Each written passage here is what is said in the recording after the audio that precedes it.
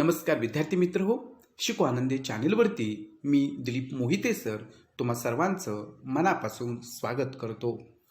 आज आपण इयत्ता 8वी विषय मराठी व्याकरणाचा एक महत्त्वाचा घटक म्हणजे समास व समासाचे प्रकार अभ्यासणार आहोत. भरपूर उदाहरणांसह सोप्या भाषेत आपण हा घटक समजून घेणार आहोत. या घटकावर मी एकूण 4 व्हिडिओ बनवलेले आहेत. त्यापैकी हा भाग क्रमांक 1 आहे. समासाचे 4 मुख्य प्रकार आहेत: अव्ययीभाव समास, तत्पुरुष समास, द्वंद्व समास व बहुव्रीही समास. या 4ही प्रकारांचं स्पष्टीकरण या 4 व्हिडिओमध्ये मी तुम्हाला देणार आहे. इयत्ता 8वी स्कॉलरशिप परीक्षेसाठी हा महत्त्वाचा घटक आहेच, पण त्याचबरोबर इतर सर्व स्पर्धा परीक्षांची समास या घटकाची तुमची परिपूर्ण तयारी होईल असा मला विश्वास आहे. चला तर मग आपण समास व समासाचे प्रकार अभ्यासूया. सर्वप्रथम आपण समास म्हणजे काय ते जाणून घेऊया. की जेव्हा 2 शब्द एकमेकांशेजारी येतात तेव्हा त्यांच्यातील विभक्तीचे प्रत्यय किंवा त्यांचा संबंध दाखवणारे इतर शब्द गाळून त्यांचा एक जोडशब्द आपण बनवतो. शब्दांच्या अशा एकीकरणाला समास असे म्हणतात. आता ही व्याख्या आपण उदाहरणांद्वारे समजावून घेऊया. पहा विद्यार्थी मित्र हो, इथे पहिला शब्द आहे लोकप्रिय. आता लोकप्रिय हा शब्द कोणत्या 2 शब्दांपासून तयार झाला आहे तर लोकांना प्रिय या 2 शब्दांचं एकत्रीकरण होऊन लोकप्रिय हा शब्द तयार झालेला तुम्हाला दिसतो आहे. तर इथे बघा, लोकांना प्रिय या 2 शब्दांमध्ये पहिल्या शब्दाला ना हा विभक्तीचा प्रत्यय आहे. तर जोडशब्द बनवत असताना असे विभक्तीचे प्रत्यय निघून जातात. तर इथे लोक आणि प्रिय हे 2 शब्द एकत्र आले, ना हा विभक्तीचा प्रत्यय निघून गेला आणि लोकप्रिय हा एकच जोडशब्द तयार झाला. यालाच आपण समास होणे असं म्हणतात, किंवा हा जो शब्द तयार झाला त्याला आपण सामासिक शब्द असं म्हणतो. दुसरा शब्द पहा, राजाश्रय. इथे राजाचा आश्रय या 2 शब्दांपासून राजाश्रय हा शब्द तयार झालेला तुम्हाला दिसून येईल. इथे राजाचा मध्ये चा हा प्रत्यय निघून गेलेला आहे आणि आश्रयमध्ये आ हे अक्षर निघून गेलेलं आहे आणि राजाश्रय असा सामासिक शब्द तयार झालेला आहे. म्हणजेच 2 शब्दांमध्ये संबंध दर्शवणारे हे विभक्तीचे प्रत्यय इथे निघून जात आहेत आणि ते 2 शब्द एकत्र येऊन एकच जोडशब्द तयार होतो आहे. आता तिसरं आहे उदाहरण बटाटे वडा. आता पहा, बटाटे आणि वडा हे 2 शब्द एकत्र आलेले आहेत, परंतु बटाटे वडा याचा विग्रह काय होईल तर बटाटे घालून तयार केलेला वडा. आता इथे पहिला बटाटे शब्द आणि शेवटचा वडा हा शब्द एकत्र आला आणि बटाटे वडा हा शब्द तयार झाला. परंतु बटाटे आणि वडा या 2 शब्दांच्या मध्ये या 2 शब्दांचा संबंध दर्शवणारे घालून तयार केलेला हे 3 शब्द निघून गेलेले आहेत आणि बटाटे वडा हा एकच शब्द तयार झालेला आहे. चौथं उदाहरण पहा, प्रतिदिन. इथे पहा, प्रत्येक दिवशी अशी त्याची फोड आहे त्या शब्दाची, त्यालाच आपण विग्रह असं व्याकरणाच्या भाषेमध्ये म्हणतो. तर इथे प्रति आणि दिन हे जे 2 शब्द आहेत तर त्याचा विग्रह जो आहे प्रत्येक दिवशी असा होतो आणि इथे प्रतिदिन असा एकच जोडशब्द तयार झालेला आहे. भीमार्जुन, भीम आणि अर्जुन, आणि इथे आणि हा शब्द निघून गेला आणि भीमा अर्जुन हा एकच जोडशब्द तयार झाला. देवघर, देवासाठी घर, इथे साठी हे जे शब्दयोगी अव्यय आहेत ते निघून गेलेलं आहे आणि देवघर हा एकच शब्द तयार झाला. क्रीडांगण म्हणजेच क्रीडेसाठी अंगण, इथे सुद्धा साठी हे शब्दयोगी अव्यय निघून गेलं आणि क्रीडांगण हा एकच शब्द तयार झाला. विद्यार्थी मित्र, आता हे तुमच्या लक्षात आलेलं असेल की हे जेव्हा 2 शब्द एकमेकांशेजारी येतात तेव्हा त्यांच्यातील विभक्तीचे प्रत्यय किंवा त्यांचा संबंध दाखवणारे इतर शब्द निघून जातात, गाळले जातात आणि एकच जोडशब्द त्यांचा आपण बनवतो आणि असं शब्दांचं जे एकत्रीकरण होतं त्यालाच आपण समास असं म्हणणार आहोत. की समास हा शब्दच मुळात सम अधिक अस या संस्कृत धातूपासून तयार झाला असून त्याचा अर्थ एकत्र करणे असा आहे आणि इथे हे 2 शब्द एकत्र होतात आणि तो एक जोड शब्द तयार होतो. यालाच आपण शब्दांचं एकत्रीकरण झाल्यामुळं तयार होणारा हा जोडशब्द आहे त्याला समास असं म्हणणार आहोत. आता विद्यार्थी मित्र, समास म्हणजे काय तुम्हाला कळाला. आता थोडंसं आणखी सोप्या पद्धतीनं लक्षात घेऊया. इथे पहा, आपल्याला एक कृती दिलेली आहे की खालील वाक्य वाचून त्यातील अधोरेखित शब्दांची वैशिष्ट्ये लक्षात घ्या. आता पहिलं वाक्य आहे, सैनिक सीमेवर पहारा करताना प्रतिक्षण सतर्क असतात. आता इथे अधोरेखित शब्द कोणता आहे बाळांनो? तर अर्थातच इथे प्रतिक्षण आहे. मग आपल्याला त्यामध्ये कोणते दोन शब्द एकत्र आलेले दिसतात? तर प्रति आणि क्षण हे दोन शब्द एकत्र येऊन प्रतिक्षण असा शब्द तयार झालेला आपल्याला दिसतोय. आता दुसरं उदाहरण आहे, त्याने आपले तन मन धन राष्ट्रार्पण केले. आता राष्ट्रार्पण हा अधोरेखित शब्द आहे. आता त्याच्यामध्ये कोणते दोन शब्द आहेत? तर अर्थातच राष्ट्र आणि अर्पण. आता आपल्याला त्याची फोड जी आहे तर ती राष्ट्राला अर्पण असं करता येईल. आणि प्रतिक्षण हा जो शब्द आहे त्याला प्रत्येक क्षणाला. आणि अशा पद्धतीनं हे दोन शब्द एकत्र येत असताना त्यातले संबंध दर्शवणारे इतर शब्द असतील, विभक्तीचे प्रत्यय असतात, तर ते निघून जातात आणि त्या दोन शब्दांपासून एकच जोडशब्द तयार होतो आणि त्या प्रतिक्षण तयार झाला, राष्ट्रार्पण तयार झाला. आता तिसरं उदाहरण बघूया. सदसद विवेकबुद्धी असणारी व्यक्ती योग्यायोग्यतेचा विचार करतेच. आता इथे योग्यायोग्य असा काय आहे की सामासिक शब्द आहे. तो कोणत्या दोन शब्दांपासून तयार झाला? तर योग्य आणि अयोग्य. आता बघा इथे की योग्य किंवा अयोग्य असा त्याचा विग्रह होईल, किंवा हा संबंध दर्शवणारा शब्द इथं निघून गेला आणि योग्यायोग्य हा एकच जोडशब्द तयार झाला. म्हणजे इथं शब्दांचं एकत्रीकरण होत असताना विभक्तीचे प्रत्यय किंवा त्या दोन शब्दांचा संबंध दर्शवणारे इतर शब्द निघून जातात आणि त्या दोन शब्दांपासून एकच जोडशब्द तयार होतो. म्हणजे त्या दोन शब्दांचं एकत्रीकरण होतं, त्यालाच आपण समास होणे असं म्हणतो. म्हणजे त्या दोन शब्दांच्या एकत्रीकरणातून एक जोडशब्द बनतो, त्याला सामासिक शब्द आपण म्हणतो. आता लंबोदर हा शब्द जो आहे तर तो लंब आणि उदर, उदर म्हणजे पोट, या दोन शब्दांपासून तयार झालेला आहे. आणि आपण त्याचा विग्रह जर बघितला तर लंब म्हणजेच मोठे आहे, उदर ज्याचे, तो अर्थातच तिसऱ्याच पदाचा इथं बोध झालेला आहे, तो म्हणजे गणपती. तर इथे लंब आणि उदर या दोन शब्दांमध्ये संबंध दर्शवणारे इतर शब्द जे असतील ते निघून गेलेले आहेत आणि लंबोदर हाच एक शब्द तयार झालेला आहे. आता यावरून तुम्हाला समास म्हणजे काय हे आता पक्क लक्षात आलेलं असेल. आणखीन सोपं आपण बघूया की खालील वाक्य वाचा व अभ्यास असं म्हटलेलं आहे. अ गट दिलेला आहे आणि ब गट दिलेला आहे. पहा, इथे चंद्राचा उदय झाला असं एक वाक्य आहे, अ वाक्य. आणि इथे चंद्राचा आणि उदय या दोन शब्दांना अधोरेखित केलेला आहे. आणि ई वाक्य पहा ब गटातलं, तर चंद्रोदय झाला असं इथं वाक्य तयार झालेलं आहे. आता आपण जर बघितलं तर चंद्राचा उदय याऐवजी चंद्रोदय हा एकच शब्द इथं उपयोगात आणला आणि ते एक वाक्य तयार झालेलं आहे. आता आ पहा, दिवसामागून दिवस चालले तशी त्यांची प्रतिष्ठा वाढत गेली. अधोरेखित शब्द आहे, दिवसामागून दिवस हे दोन शब्द आहेत. आणि इथे या दोन शब्दांपासून ब गटामध्ये ई जे वाक्य आहे तर तिथे दिवसामागून दिवस, दिवसेंदिवस हा एकच शब्द तयार झालेला आहे. अशा पद्धतीनं आपल्याला बोलत असताना आपण असं लांबलचक बोलत नाही की चंद्राचा उदय झाला याऐवजी आपण चंद्रोदय झाला असंच म्हणतो.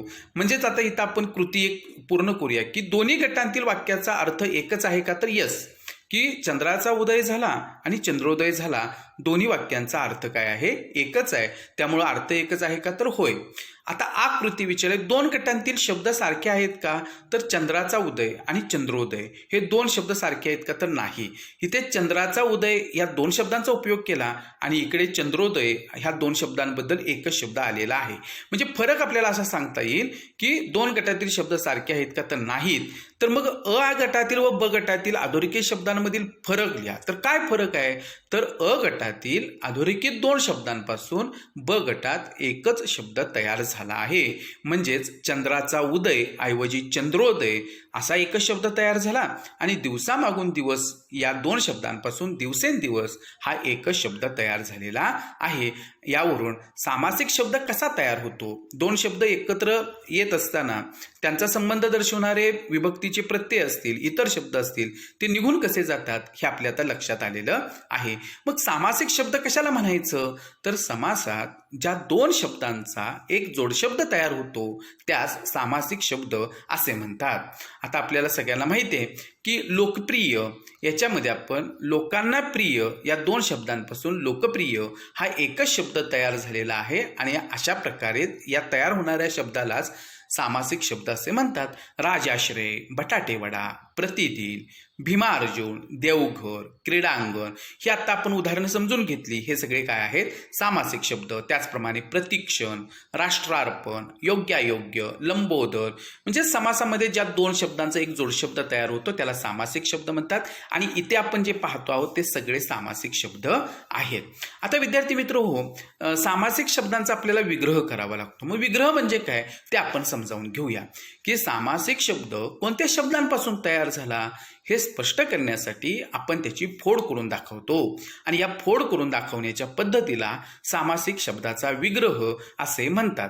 म्हणजे शब्द कसा तयार झाला हे जेव्हा आपण त्या ठिकाणी त्या शब्दाची फोड करून सांगतो त्यालाच आपण व्याकरणाच्या भाषेमध्ये विग्रह करणं असं म्हणतो. आता इथे पहा, सामासिक शब्द लोकप्रिय आहे. आपण त्याचा विग्रह केलेला होता लोकांना प्रिय. म्हणजे लोकप्रिय हा शब्द कसा तयार झाला हे आपण त्या शब्दाची फोड करून सांगितलेला आहे. लोकांना प्रिय या दोन शब्दांपासून लोकप्रिय हा शब्द तयार झालेला आहे. राजाश्रय, राजाचा आश्रय असा त्याचा विग्रह आहे. बटाटेवडा, बटाटे घालून तयार केलेला वडा. प्रतिदिन, प्रत्येक दिवशी. भीमार्जुन, भीम आणि अर्जुन. देवघर, देवासाठी घर. क्रीडांगण, क्रीडेसाठी अंगण. ज्ञानामृत, ज्ञानरूपी अमृत किंवा आपण त्याला ज्ञानरूपी ज्ञान असं म्हणू. ज्ञानरूपी ज्ञान हेच अमृत, ज्ञानरूपी अमृत हेच अमृत. अशा पद्धतीनं आपण म्हणजे ज्ञानरूपी अमृत किंवा ज्ञान हेच अमृत अशा पद्धतीनं आपण ज्ञानामृतचा विग्रह करू शकतो. घरोघर, प्रत्येक घरी. अहोरात्र, म्हणजेच त्याला दिवस असं आपण म्हणतो आणि रात्र. जितेंद्रिय म्हणजे जिंकली आहेत इंद्रिये ज्याने असा तो, त्याला आपण जितेंद्रिय असं म्हणतो. म्हणजे ह्या दोन शब्दांचं एकत्रीकरण होत असताना आपल्याला इथं एक लक्षात गोष्ट येते की विग्रह आपण त्या शब्दाचा जो केलेला असतो तर त्या दोन शब्दांमध्ये असणारा जो संबंध आहे तो विभक्ती प्रत्ययानं काही वेळेला दाखवला जातो, काही वेळेला इतर शब्दांनी दाखवला जातो. परंतु सामासिक शब्द तयार होत असताना हे सगळे विभक्ती प्रत्यय सामासिक शब्द निघून जातात आणि एकच त्या ठिकाणी जोडशब्द तयार होतो, त्याला सामासिक शब्द म्हणतात. आणि हा सामासिक शब्द कसा तयार झाला हे आपण फोड करून सांगतो, त्यालाच आपण विग्रह असं म्हणतो. आता या दोन्ही संकल्पना समासाच्या बाबतीतल्या तुमच्या लक्षात आलेल्या आहेत. आता खालील सामासिक शब्द वाचा व समजून घ्या. आत्ताच आपण त्यातले काही शब्द पाहिलेले आहेत की ज्ञानरूपी अमृत त्यालाच आपण ज्ञानामृत म्हणतो. 5 आरत्यांचा समूह त्याला आपण पंचारती म्हणतो. प्रत्येक घरी, घरोघरी. निळा आहे कंठ ज्याचा असा तो अर्थातच नीलकंठ. आणि गुरु आणि शिष्य त्याचा एकच सामासिक शब्द तयार होतो तर तो म्हणजे गुरु शिष्य. अशा पद्धतीनं विग्रहापासून सामासिक शब्द कोणता तयार झालेला आहे हे आपण इथं बघितलेलं आहे. ज्ञानामृत, पंचारती, घरोघरी, नीलकंठ आणि गुरु शिष्य हे सगळे काय आहेत? सामासिक शब्द आहेत. आता समासाचे जे प्रकार आहेत, आता आपण समास म्हणजे काय बघितलं, सामासिक शब्द कशाला म्हणायचं हे पाहिलं आणि सामासिक शब्दाचा विग्रह कसा करायचा हेही समजून घेतलं. आता आपल्याला समासाचे जे प्रकार आहेत ते अभ्यासायचे आहेत. आता समासात कमीत कमी 2 शब्द असावे लागतात हे आपल्या आता लक्षात आलेलं आहे. कारण 2 शब्दांशिवाय सामासिक शब्द कसा तयार होणार, तर 2 शब्द कमीत कमी असावे लागतात.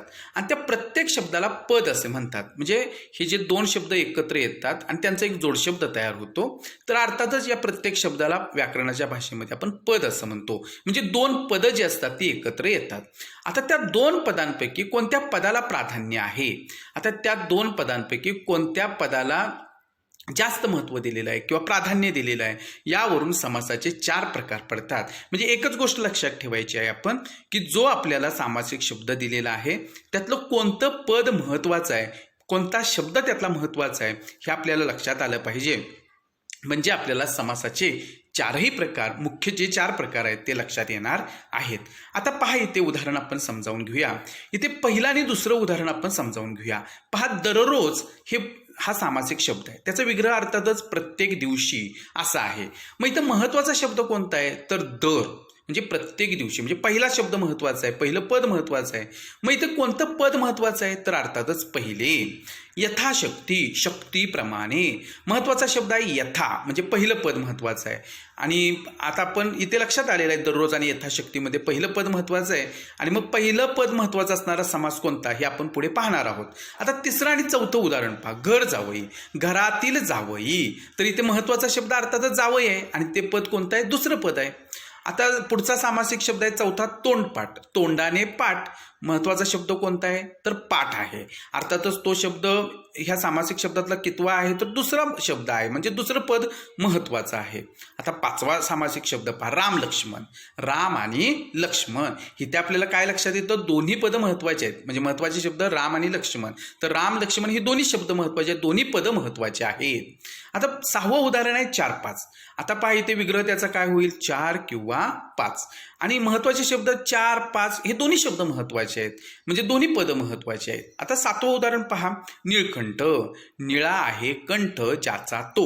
आता निळकंठ याच्यामधून कुणाबद्दल ते म्हटलेलं आहे हे कळत नाही, परंतु त्याचा बोध मात्र होतो की निळा आहे कंठ ज्याचा तो, म्हणजे तिसऱ्याच पदाचा बोध होतो, म्हणजेच शंकर. आपल्याला सगळ्यांना माहिती आहे. मग महत्वाचा शब्द कोणता? तर अर्थातच याच्यामध्ये निळा आणि कंठ हे दोन्ही शब्द महत्वाचे नाहीत, तर इथे दोन्ही पदं महत्वाची नाहीत हे आपल्या लक्षात आलेलं आहे आणि तिसऱ्याच पदाचा आपल्याला बोध होतो.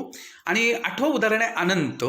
नाही अंत ज्याला तो. अर्थातच त्याला आपण परमेश्वर असं म्हणतो. इथे सुद्धा या उदाहरणामध्ये दोन्ही पदं महत्वाची नाहीत. तर इथे आपल्याला पहिलं पद महत्वाचं असणारा समास कोणता? दुसरं पद महत्वाचं असणारा समास कोणता? दोन्ही पद महत्वाचे असणारा समास कोणता? आणि दोन्ही पद महत्वाचे नसून तिसऱ्याच पदाचा बोध होतो तो समास कोणता? आपल्याला आता हे लक्षात आलेलं असेल की सामासिक शब्दामध्ये कोणतं पद महत्वाचं आहे. पहिलं पद महत्वाचं आहे, दुसरे पद महत्वाचे आहे, की दोन्ही पद महत्वाचे आहेत किंवा दोन्ही पद महत्वाची नाहीत, हे आपण जर ओळखू शकलो तर समासाचा प्रकार आपल्याला नक्की लक्षात येणार आहे. तर विद्यार्थी मित्र हो, समासात कोणते पद अथवा पदे महत्वाची असतात यावरून समासाचे 4 मुख्य प्रकार पडतात. कोणते आहेत ते 4 मुख्य प्रकार? तर पहिले पद महत्वाचे असलेले त्याला आपण अव्ययीभाव समास असं म्हणतो. दुसरे पद महत्वाचे असलेले जो समास आहे त्याला आपण तत्पुरुष समास म्हणतो. तिसरं पद महत्वाचं आहे, पहिलं पद महत्वाचं आहे अव्ययीभाव समास, दुसरे पद महत्वाचं असलेलं तत्पुरुष समास. दोन्ही पद महत्वाचे आहेत ज्या सामासिक शब्दामध्ये त्याला द्वंद्व समास म्हणतात. आणि दोन्ही पद महत्वाची नसून त्यांनी सूचित केलेलं वेगळेच पद महत्वाचे, म्हणजे तिसऱ्याच पदाचा बोध होतो त्या दोन्ही पदांशिवाय, तर त्याला आपण बहुव्रीही समास असं म्हणतो. म्हणजे पहा, पहिलं पद महत्वाचे असलेला समासाचं नाव आहे अव्ययीभाव समास. जर सामासिक शब्दामध्ये कोणतं पद महत्वाचं हे आपण ओळखू शकलो तर सहजपणे आपल्याला समासाचा प्रकार लक्षात येतो. दुसरं पद महत्वाचं असेल तर तो तत्पुरुष समास असेल, दोन्ही पद महत्वाचे असतील तर तो द्वंद्व समास असेल, आणि दोन्ही पद महत्वाचे नसून त्यांनी सूचित केलेलं वेगळेच पद महत्वाचे असेल तर अर्थातच त्याला आपण बहुव्रीही समास असं म्हणणार आहोत. आता विद्यार्थी मित्र हो, पद बघा प्राधान्य पुन्हा एकदा उजळणी करू. पहिलं पद प्रधान जर असेल आणि त्याला आपण अव्ययीभाव समास म्हणणार आहोत. उदाहरणार्थ बघा, प्रतिदिन, दिवसेंदिवस. इथं पहिलं प्रति आणि दिवसेंदिवस म्हणजेच प्रत्येक दिवशी. तिथे सुद्धा प्रत्येक हा शब्द महत्वाचा विग्रह केल्यानंतर आपल्या हे लक्षात येईल. तर इथे पहिलं पद महत्वाचं असेल अव्ययीभाव समास असं म्हणायचं. आता ते आपण त्याची जास्तीत जास्त उदाहरणं समजून घेतली की तुम्हाला सहजपणे अव्ययीभाव समास लक्षात येईल. आता दुसरं पद प्रधान असेल, महत्वाचं असेल तर त्याला आपण तत्पुरुष समास असं म्हणतो. उदाहरणार्थ सूर्योदय, म्हणजे सूर्याचा उदय असा आपण त्याचा विग्रह करतो. अनपेक्षित, अपेक्षित नसलेले. तर इथे आपल्याला दुसरी पदं जी आहेत ती महत्वाची असलेलं लक्षात येतं. आता दोन्ही पदं महत्वाचे आहेत तर तो समास कोणता? तर अर्थातच द्वंद्व समास. खरे खोटे, खरे किंवा खोटे, भाजीपाला, भाजीपाला वगैरे. तर इथं दोन्ही पदं महत्वाचे आहेत आणि म्हणून आपल्याला हा जो समासाचा प्रकार आहे तो द्वंद्व समास असतो हे लक्षात घ्यायचं आहे. आणि चौथा प्रकार आपण बघितला की दोन्ही पदांतून तिसऱ्याच पदाचा बोध होतो, त्याला आपण बहुव्रीही समास म्हणतात. अथांग, ज्याचा थांग लागत नाही असे ते. अर्थातच अथांग आणि सनात म्हणजे नाथासहित अर्थातच त्या ठिकाणी आपल्याला ही दोन्ही पदं जी आहेत या दोन्ही पदांपेक्षा तिसऱ्याच पदाचा बोध इथं झालेला आपल्याला दिसतो. अशा प्रकारे हे 4 मुख्य प्रकार जे समासाचे आहेत तर ते आपण समजून घेतले. सामासिक शब्दामध्ये कोणतं पद महत्वाचं आहे यावरून आपल्याला तो समासाचा प्रकार जो आहे तर तो ठरवता येतो. आता आपण समासाचे जे मुख्य प्रकार आहेत अव्ययीभाव समास, तत्पुरुष समास, त्याचे उपप्रकार आहेत विभक्ती तत्पुरुष समास, कर्मधारय समास, द्विगु समास. तिसरा मुख्य प्रकार आहे द्वंद्व समास, त्याचे पोट प्रकार आहेत इतरेतर द्वंद्व समास, वैकल्पिक द्वंद्व समास आणि समाहार द्वंद्व समास. आणि चौथा मुख्य प्रकार आहे बहुव्रीही समास. आपल्याला हे समासाचे प्रकार आणि त्याचे पोट प्रकार सुद्धा अभ्यासायचे आहेत. पैकी आपण आज या व्हिडिओमध्ये पहिला प्रकार जो आहे अव्ययीभाव समास तर तो अभ्यासणार आहोत. अव्ययीभाव समासामध्ये अर्थातच पहिलं पद महत्वाचं असतं हे तुम्ही आता समासामध्ये लक्षात घेतलेलं आहे. एक कृती पूर्ण करू म्हणजे आपल्याला अव्ययीभाव समास चांगल्या प्रकारे लक्षात येईल की खालील वाक्यांतील सामासिक शब्द ओळखून अधोरेखित करा. पहिलं उदाहरण आहे वैभव वर्गातील कोणत्याही तासाला गैरहजर राहत नाही. अर्थातच या वाक्यामध्ये कोणता सामासिक शब्द आहे तर गैरहजर हा सामासिक शब्द आहे. दुसरं वाक्य आहे नागरिकांनी गरजू विद्यार्थ्यांना यथाशक्ती मदत केली. तुम्ही प्रयत्न करा, तुम्ही ठरवा, तुम्हाला त्या ठिकाणी सामासिक शब्द ओळखता येतो का ते पहा. अर्थातच या दुसऱ्या वाक्यामध्ये यथाशक्ती हा सामासिक शब्द आहे. तिसरं वाक्य आहे रस्त्याने चालताना जाहिरातींचे फलक सध्या पावलोपावली दिसतात. आता इथे पावलोपावली हा सामासिक शब्द आहे हे आपल्या लक्षात येतं. आता तुम्ही अधोरेखित केलेल्या सामासिक शब्दांची वैशिष्ट्ये काय आहेत हे आपण इथं जाणून घेऊया.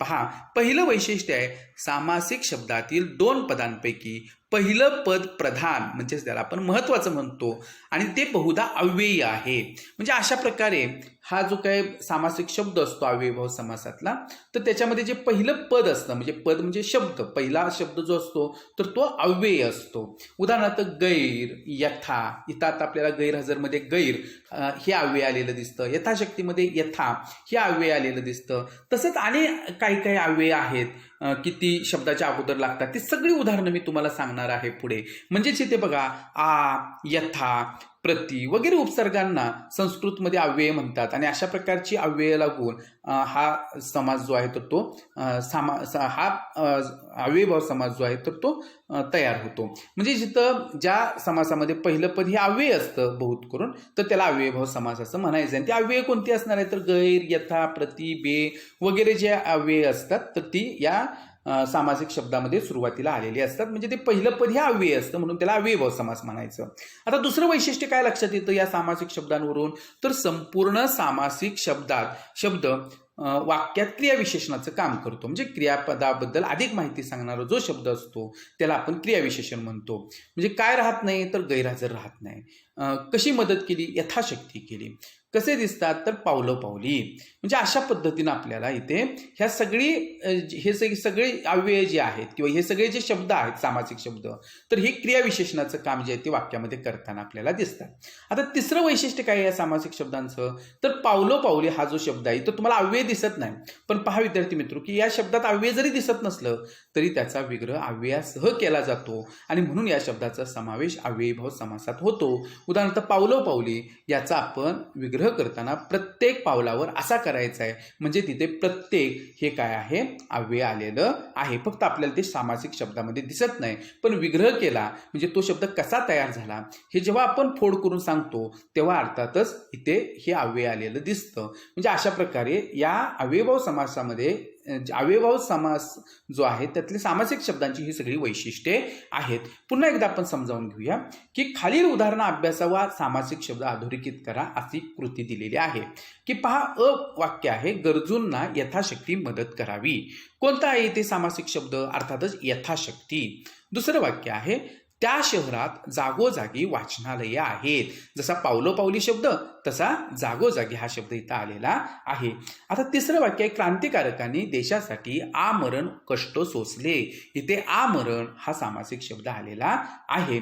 आता आपल्याला ह्या सामासिक शब्दांची वैशिष्ट्ये पुन्हा तीच आहेत जी आता आपण अभ्यासली ती बघूया, की अव्ययभाव समासाची वैशिष्ट्ये काय आहेत. तर पहिलं पद महत्वाचं असून ते बहुधा अव्यय असतं. तर इथे यथाशक्ती, जागोजागी. आता जागोजागी या शब्दामध्ये अव्यय जरी दिसत नसलं तर त्याचा विग्रह आपण काय करतो, प्रत्येक जागी, म्हणजे प्रत्येक हे अव्यय आलेलंच आहे, म्हणजे ते अव्यय आहेच तिथे. आमरण म्हणजे मरेपर्यंत, म्हणजे पर्यंत हे काय आलेलं आहे, अव्यय आलेला आहे. आचा अर्थ पर्यंत असा आहे. सॉरी, पर्यंत अव्यय नव्हे, आ हे अव्यय आहे आणि त्याचा अर्थ पर्यंत असा त्या ठिकाणी येतो. तर आता अव्ययभाव समासाचं दुसरं वैशिष्ट्य काय आहे, तर संपूर्ण सामासिक शब्द क्रियाविशेषण अव्ययाप्रमाणे काम करतो. कशी मदत करावी, यथाशक्ती करावी, वाचनालय कशी आहेत, जागोजागी आहेत, कष्ट कसे सोसले आपल्या देशासाठी, तर आमरण, म्हणजे अशा पद्धतीनं क्रियाविशेषणाचं काम इथं केलेलं आहे. क्रियापदाबद्दल अधिक माहिती हे सामासिक शब्द आपल्याला देतात.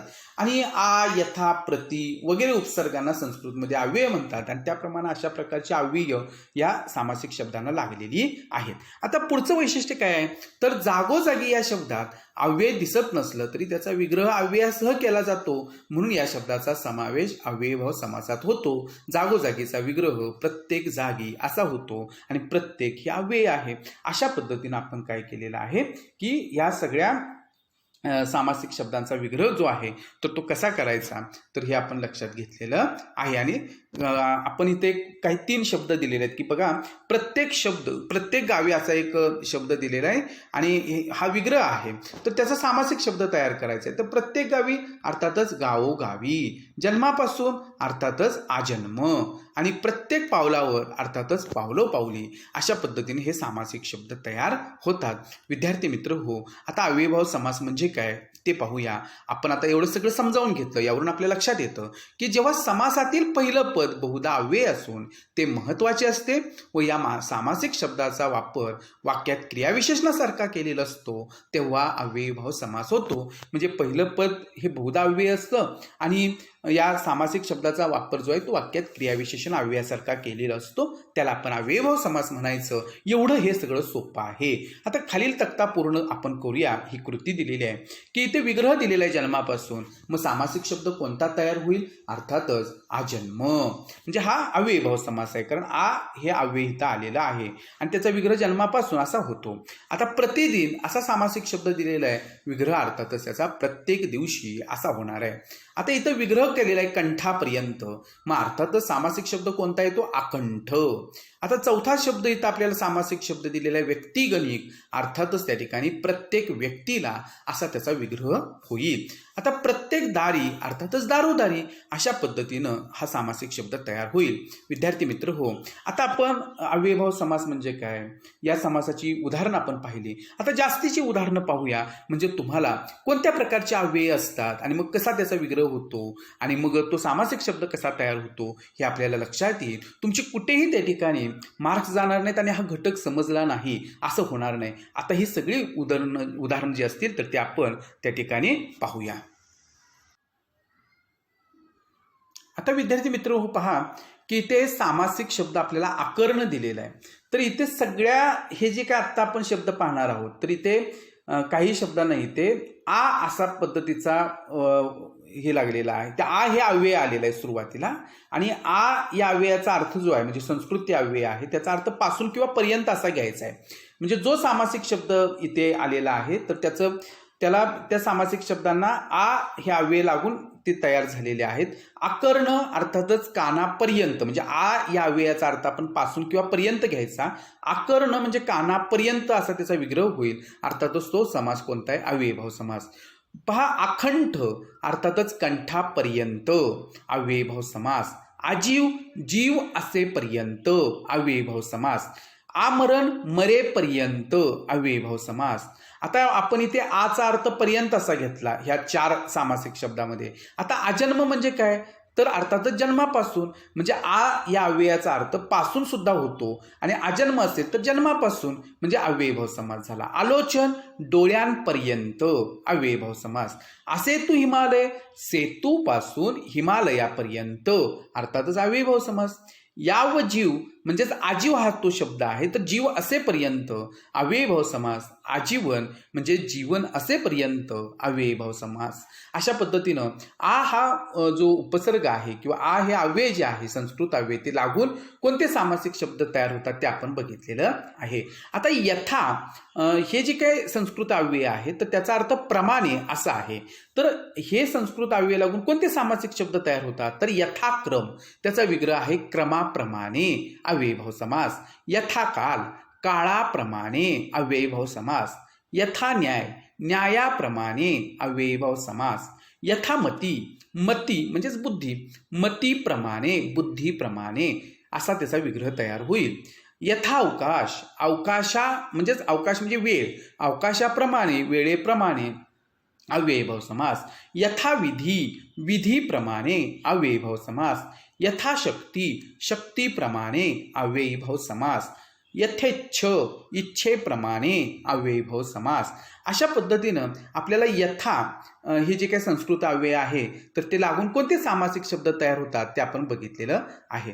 आता पहा दर प्रति हर हे सुद्धा उपसर्ग लागतात. हे सुद्धा संस्कृत अव्यय लागतात आणि सामासिक शब्द तयार होतात आणि तो जो शब्द असणार आहे तो अव्ययीभाव समासाचा असणार आहे.